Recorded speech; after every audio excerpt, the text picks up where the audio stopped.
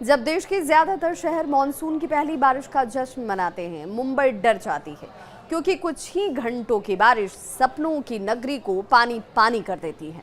लेकिन क्या आपने कभी सोचा है कि आखिर क्यों मुंबई हर साल बारिश में डूब जाती है?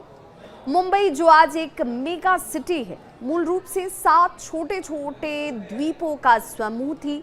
उन्हें जोड़कर ही ये महानगर बना। लेकिन दिक्कत ये कि शहर का एक बड़ा हिस्सा समुद्र तल के बराबर या उससे भी नीचे है, जैसे दादर, माहिम और कुर्ला।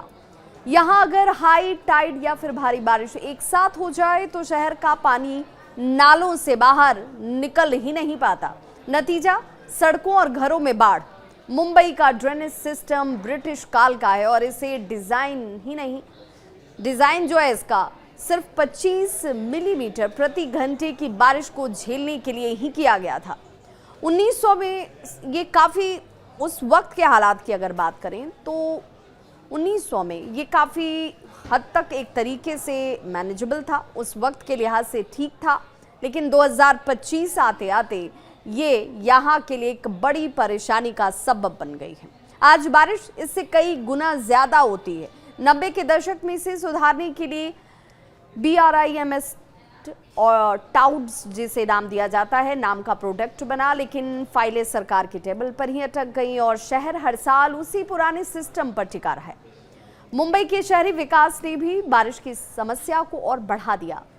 मैंग्रोव्स और वेटलैंड्स को भरकर इमारतें तो जरूर खड़ी कर दी गईं।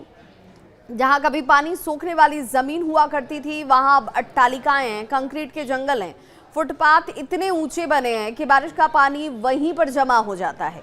कुछ झुग्गियां और कॉलोनियां तो सीधे नेचुरल वाटर चैनल्स के ऊपर ही बसा दी गई। मैंग्रोव्स और झीलें कभी प्राकृतिक स्पंज की तरह के से काम करती थीं। वो बारिश का पानी सोख लेते थे और ज्वार या फिर भाटे को धीमा कर देते थे। लेकिन पिछले कुछ दशकों में मुंबई ने अपने 40% से ज्यादा मैंग्रोव्स को खो दिया है। बचे हुए भी अवैध निर्माण या फिर कचरे की वजह से खतरे में हैं। और अब क्लाइमेट चेंज में ये समस्या और ज्यादा बढ़ गई है, यूं कहें कि विकराल हो गई है। अरब सागर गर्म हो रहा है और वो ज्यादा नमी छोड़ रहा है, जिसका मतलब है कि पहले जहां बारिश धीरे धीरे होती थी, अब वो कुछ घंटों में ही बादल फटने जैसी बरसात में तब्दील हो जाती है।